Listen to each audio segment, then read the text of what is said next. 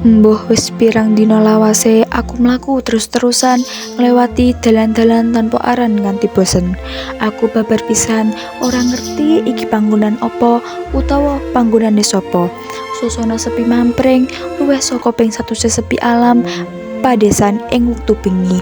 Ora ana swara kejaba swara langkah lan krenggo sing ambekanku. Ora ana obah, ora ana owah, uga ora ana dina, jam, detik lan wektu ngupingi awakku. Aku mung krasa panas banget. Sawijining bunderan mengangah ing pucuk sirah, ndadekake awakku kaya kobong-kobongan. Aku ora ngerti iku rembulan apa srengenge. Mbok menawa rembulan nanging bisa uga srengenge utawa manunggali rembulan lan srengenge kang gandhengan siji sing jelas panase kaya ndadekake awakku ajur mumur. Yekti menawa iki rasa lara kang paling lara kang nate dak rasake. Cahya sing ngentak-entak gawe umum ulitku, nanging babar pisan ora ana kringet tumetes. Aja maneh kringet, itu ing pucuk ilat bae wis ora cukup kanggo nelesi lambe kang pecah kaya sawahe Pak Tani ketaman ketiga ngerak. Awakku padha lara lan kaku, ros-rosane balong gareng lan linu. Krasa banget gumerote balong ketemu balong saben awakku dak gawa obah. Sikilku karo-karone kebak tatu nyangkem kodhok merga kesuwen anggonku nyepak-nyepak wektu. Mataku lara uga wis kisut, kaya-kaya aku ora percaya maneh menawa isih ana kornea ing jerone. Ora ana maneh werna dina kang bisa dak sawang kejaba peteng lan padang. Sialan, mung kuwi siji-sijine tembung kang dak rasa paling cocok kanggo makili rasaku. Tenan, aku babar pisan ora ngerti. Yo kene, aku dumadakan wis tekan kene. Aku ora rumangsa mangkat menyang ngendi-ngendi. Ngertiku nalika aku melek saka nggonku turu. Aku wis tekan papan sing durung tau dak weruhi sadurunge. Wis kaping pira wae aku rekodaya supaya bisa bali menyang sangkan paraning panggonan nalika sikilku melangkah miwiti laku kang sapisanan. Nanging eman aku ora nate ngerti panggonan iku ana ngendi. Ora ana samubarang kalir kang bisa dadekake dasar dudut pangerteng kang gumatuk. Ana ngendi, saka ngendi lan arep menyang ngendi satemene aku iki. Ora ana lor, ora ana kidul ing sawalike, uga ora ana wetan lan kulon.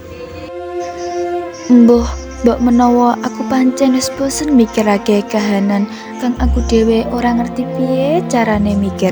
Kaya kabeh kahanan kang ana pancen disediakake kanggoku, dudu kanggo dipikirake. Ora ngira yen rasionalisme lan empirisme kang biyen nanti tak subya-subya ing kene duwe predikat padha. Padha-padha ora ana gunane, utek wis ora duwe akal sehat maneh. Panca indra uga wis ora kuwawa nangkep swasana kanthi tliti lan permati. Sengkeri ana anggoku mung kari kepasrahan.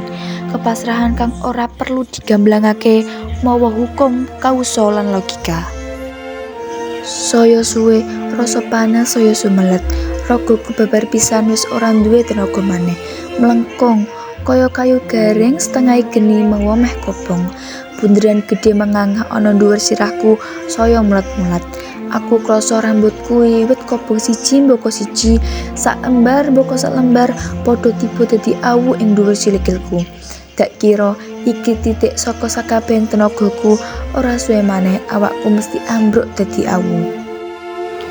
Nanging sadurunge kabeh pangira-iraku dadi kasunyatan, ing batinku isih ana tekad gembuleng makan terkantang. Aku ora kena pasrah marang kahanan. Menawa aku ambruk ana satengahe dalan, iku padha wae karo ngilakake awakku ilang kanthi cara kang gampang. Kaya gampange lakuku tekan panggonan iki. Aku bakal mati sajroning pitakon, amarga nganti wektu iki aku durung mangerteni satemene muspra apa migunani lelakon dak tak alami iki. Aku ora kena pasrah, aku kudu tokang sawijining panggonan kang cetha dadi pungkasaning tapak sikilku sadurunge ajal mampir menyang awakku. Senajan aku ora bisa mesthekake iku migunani marang awakku apa ora, nanging paling ora iku bisa njalari atiku dadi lega. Awit lakuku kang ora nganggo titik wiwitan bisa paripurna ana sawijining titik kang jelas.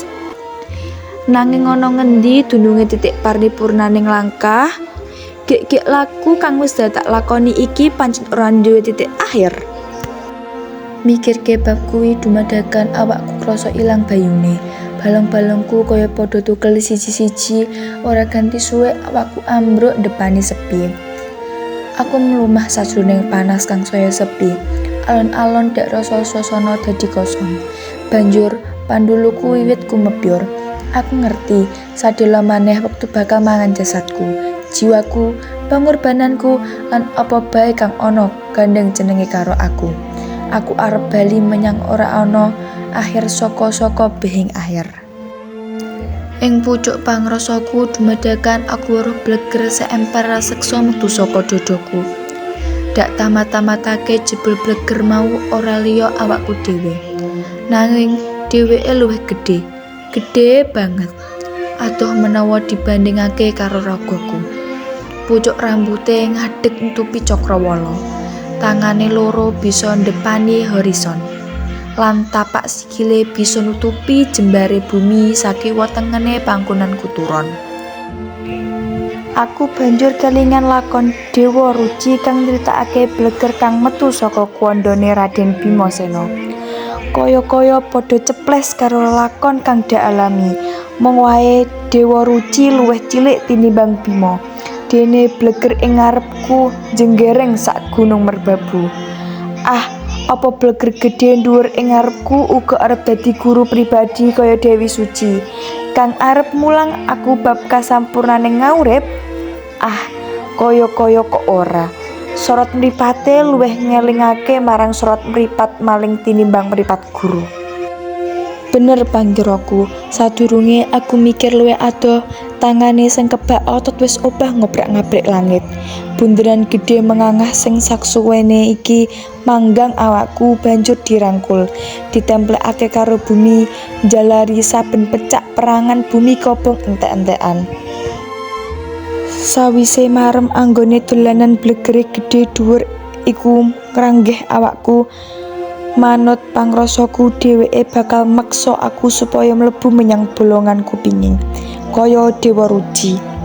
Nyatane ora. Dheweke mung ngempit aku ana setengah kelek sisih kiwa. Banjur aku digawa mlayu kanthi kecepetan kang luwih rikat tinimbang playune montor mabur supersonik. Angin kang sumiyut ana pangrunggonku pating cruwit kaya unine mengewu-ewu suling. Lamah garing kang diliwati pating zledher, ngalahake swara bedhek ngendi bae kang nate dak rungu. Watu-watu lan wadas pating mencelat mabur menyang awang-awang. Banjur tiba maneh menyang bumi kaya udan material saka bledose gunung geni. Ing sawijining panggonan kang kebak watu pating slengkrah dumadakan dheweke mandeg. Wis tekan. Slatune bleger gedhe dhuwur mau karo ngedunake awakku. Iki ana ngendi? Pitakonku kebak rasa wedi. Ing benteng wates, wangsulane cethak. Sejatine aku kepengin takon luwih akeh, nanging swaraku mandeg ana gorokan nalika ujug-ujug dheweke guyu ngakak. Guyu kang nyebabake wulu gitokku padha ngadeg. Kowe ngerti watu kang pating slengkrah kae? Pitakone gumleger. Aku mantuk keweden. Biyen watu iku tilas benteng kang misahake naluri setan lan naluri manungsa.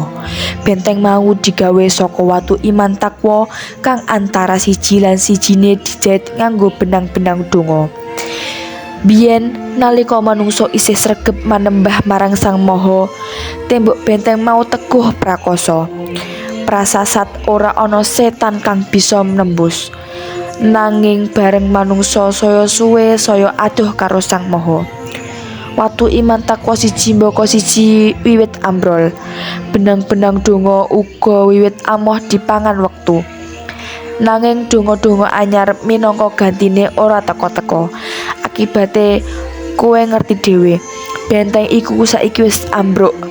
Lan setan-setan padha metu pating slebar, campur baur karo manungsa kandhane. Nanging aku ora tau weruh setan pating sliwer ana setengah manungsa. kondoku rada nesu. Krungu pangucapku beger gedhe dhuwur iku guyu sepisan maneh, sepisan iki saya seru lan dawa. Kowe pancen bodhot karo ngempet guyu, tlatune karo ngempet guyu. Iya, aku ngerti menawa setan iku bangsa lembut kang kasot mata, nanging paling ora dheweke butuh panggonan. Tangkisku saya anyel. Kowe bener, setan butuh panggonan lan dheweke wis nemokake panggonan dhewe-dhewe. Ing ngendi? Ing saben-saben awak manungsa. Dadi siji karo getih kang dipompa jantung menyang pucuk pori-pori. Melu wirawiri bebarengan oksigen kang disedot dening paru-paru. Uga ing awakku. Yo, kowe ngerti sapa setan sing manggon ana awakku? Dheweke mantuk. Sopo? Jiritku tambah seru. Aku ana palu kumlawa ngantem rasaku. Dak sawang bleger gedhe dhuwur iku nyedaki panggonanku. Rasane aku pengen mlayu nanging sikilku kaya mancep ana bumi. Babar pisan ora bisa obah. Aku krasa tangan gedhe iku nyekel sirahku.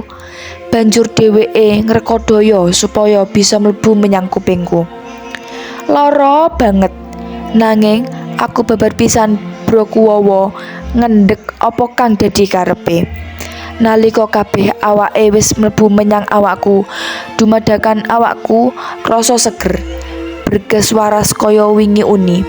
Tanpa mikir dawa, aku banjur geblas manut marang kekarepane, mlayu lan terus mlayu, mbuh tekan kapan.